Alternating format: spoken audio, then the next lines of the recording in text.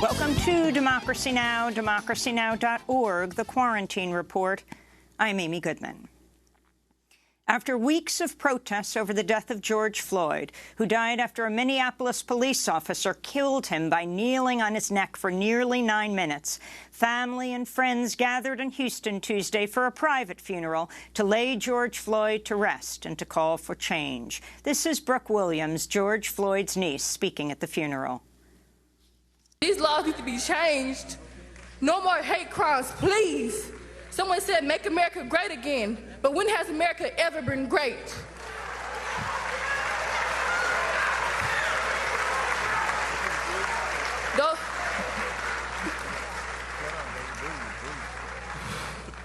Those 4 officers were literally on him for 9 minutes, and none of them showed they have a heart or soul.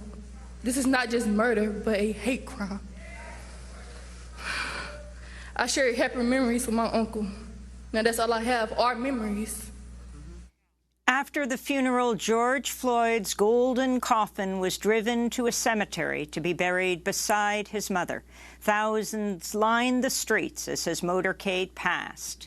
The last mile, his coffin was carried in a horse-drawn carriage.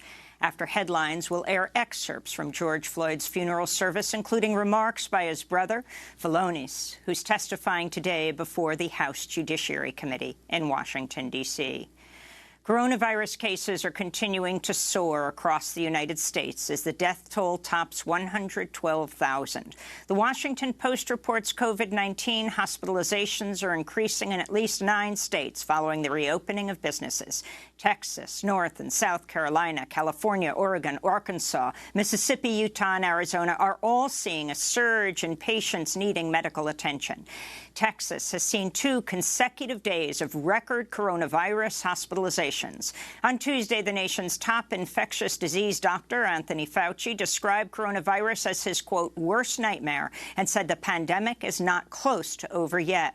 The Institute for Health Metrics and Evaluation has revised its projected U.S. death toll upwards, predicting 145,000 deaths by early August.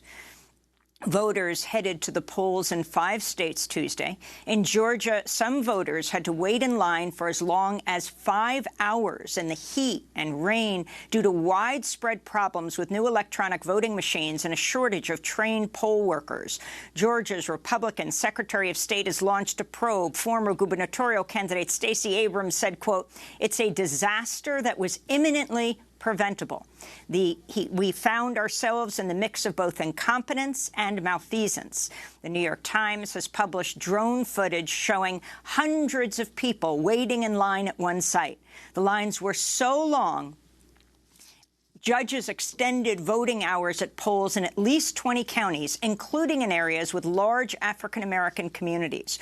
Reporters from the Atlanta Journal-Constitution posted videos of voters complaining about the long lines. This is 80-year-old Anita Hurd. Ridiculous.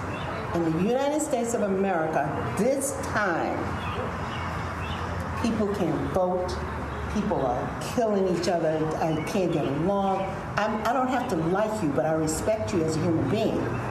What is going on? And now we get here. People have been, look at these people. We've been waiting. We've been waiting since 6 o'clock this morning. 6 o'clock, if you go around this building, you'll see people waiting in line. This is unfair. DeKalb County Commissioner Merida Davis Johnson said, quote, if this is a preview of November, then we're in trouble, unquote. Georgia's closed over 200 polling places since the Supreme Court gutted the Voting Rights Act in 2013. Results from the Georgia election won't be finalized for days.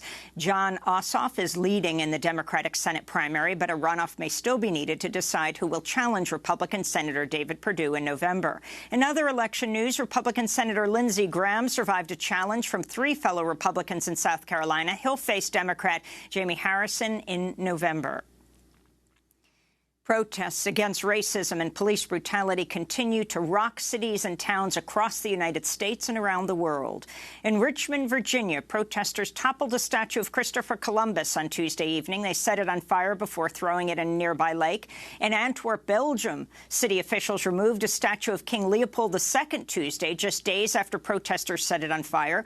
From 1885 to 1908, Leopold declared himself absolute ruler of Congo, leading a campaign of torture and genocide that killed an estimated 10 million people.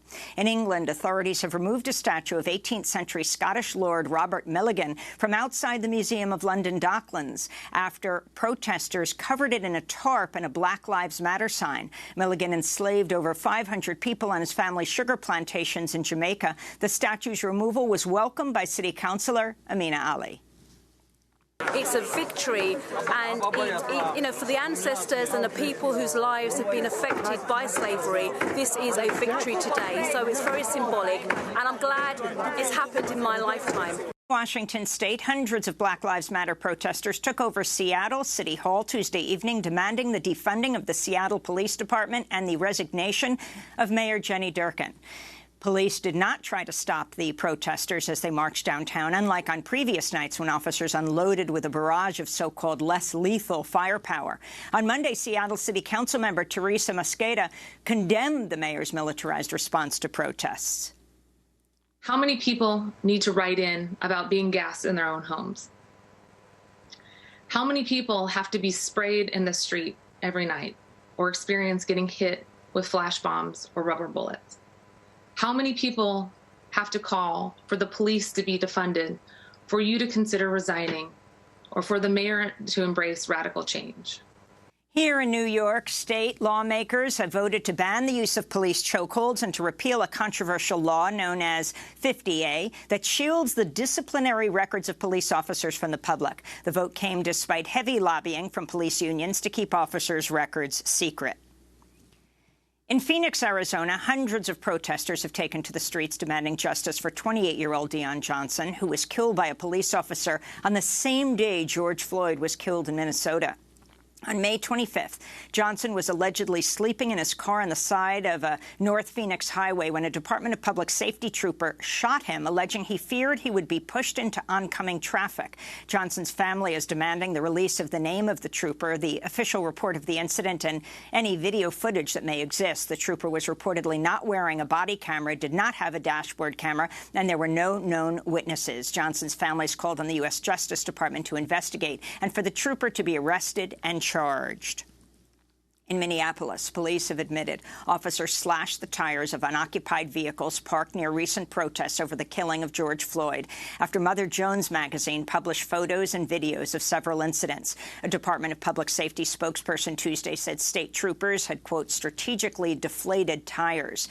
In other news from Minneapolis, the TV station Fox 9 is reporting federal and state prosecutors were negotiating a possible plea deal with former officer Derek Chauvin just days after he killed George Floyd.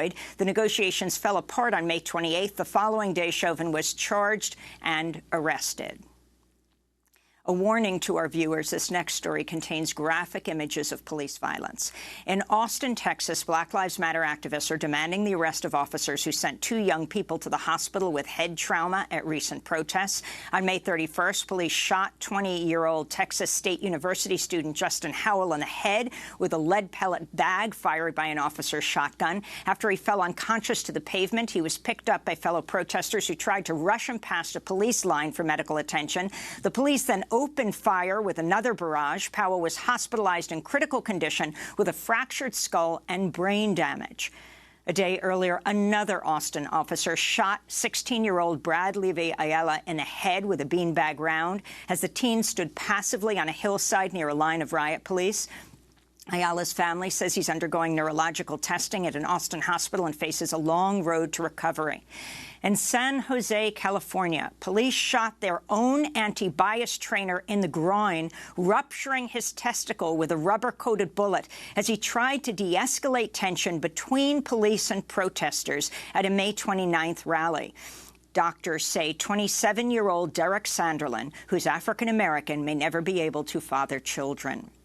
And Los Angeles police officer Frank Hernandez was arrested Tuesday on felony assault charges. Video shot in April showed him brutally beating Richard Castillo, an unhoused man who'd been squatting in a Boyle House property amidst the coronavirus lockdown. And here in New York police officer Vincent D'Andrea has been charged with assault, criminal mischief, harassment, and menacing after video showed him violently shoving a peaceful protester to the ground as he shouted an expletive and a misogynistic slur at her. 20-year-old Dunya Zaire suffered a seizure and was hospitalized with concussion after the May 29th attack. President Trump has tweeted an attack on a longtime Buffalo police activist who was assaulted by police officers at a Black Lives Matter protest last week. In video of the assault, which has been viewed by millions, 2 Buffalo police officers are seen violently shoving 75-year-old Martin Gugino to the ground. Dozens of officers walk by as blood pours from Gugino's head. On Tuesday morning, as Gugino lay in a hospital recovering from head trauma, President Trump amplified a conspiracy theory pushed by right-wing news outlet One America News, tweeting, quote, "Buffalo protester shoved by police could be an Antifa provocateur. 75-year-old Martin Gugino was pushed away after appearing to scan police communications in order to black out the equipment. I watched. He fell harder than was pushed. Was aiming scanner could be a setup," Trump tweeted. We'll speak with one of Martin Gugino's close friends and fellow activists later in the broadcast. In Russia, Moscow's mayor has eased coronavirus restrictions even as coronavirus cases continue to surge in the Russian capital. The easing of the lockdown comes ahead of a nationwide vote that could extend President Vladimir Putin's rule. Moscow continues to report over 1,000 new COVID-19 cases daily, while Russia as a whole is nearing 500,000 infections. Russia has reported over 6,300 coronavirus deaths. In Brazil, a Supreme Court judge Tuesday ordered the government of far-right President Jair Bolsonaro to immediately begin releasing updated coronavirus statistics just days after the country stopped publishing new reported COVID-19 deaths and infections. Brazil currently has the world's second highest rate of coronavirus cases, nearing 750,000, and has more daily deaths than any other country in the world. Officially, over 38,000 people in Brazil have died of COVID-19, though that number is likely a significant undercount. The World Health Organization has walked back a top official's claim that asymptomatic people rarely spread the coronavirus to others. The WHO's confused messaging on the topic drew criticism from public health officials. The Harvard Global Health Institute said, quote, "In fact, some evidence suggests people may be most infectious in the days before they become symptomatic. That is, in the pre-symptomatic phase when they feel well, have no symptoms, but may be shedding substantial amounts of virus," unquote. Meanwhile, 2 new papers published in the journal Nature find coronavirus lockdowns saved millions of lives and averted tens of millions of infections worldwide. UC Berkeley researcher Solomon Shang co-authored one of the reports. Never in human history have so many people around the world come together, coordinated their actions, and worked to save so many lives in such a short period of time. In Burundi, President Pierre Nkurunziza was pronounced dead Monday morning of an apparent heart attack. Many are speculating his death may have been due to COVID-19 complications after the long-serving president fell ill over the weekend. The president had refused to impose coronavirus restrictions, allowing sporting events and mass political rallies to take place during the pandemic. In environmental news, President Trump Friday gutted protections for the country's only maritime monument in the Atlantic Ocean by opening up the Northeast Canyons and Seamounts Marine National Monument to commercial fishing. Gib Brogan from the advocacy group Oceana said, quote, "Protecting deep-sea waters is a win-win for both fishermen and healthy oceans, as healthy oceans from the sea floor to the surface will help sustain robust fisheries for years to come," he said. Legal challenges are expected. In climate news, temperatures in parts of the Arctic Circle in northern Russia have topped 86 degrees Fahrenheit this month, continuing a record-breaking heat wave that began in May. Climate data show last month was the planet's warmest May ever recorded, keeping 2020 on pace to become the hottest year since record-keeping began. The 10 hottest years on record have all come since 2005. And after 33 years, the reality TV show Cops has been canceled. Keep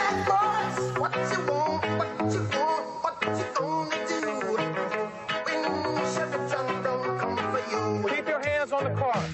I'm doing my job. In 2013, the group Color of Change launched a campaign to cancel the show, saying it, quote, built a profit model around distorted and dehumanizing portrayals of Black Americans in the criminal justice system. And those are some of the headlines. This is Democracy Now!, democracynow.org, the War and Peace Report, and the Quarantine Report. I'm Amy Goodman in New York City, joined by my co-host Juan Gonzalez at his home in New Brunswick, New Jersey. Hi, Juan. Hi, Amy, and good day to all of our listeners and viewers across the country and around the world.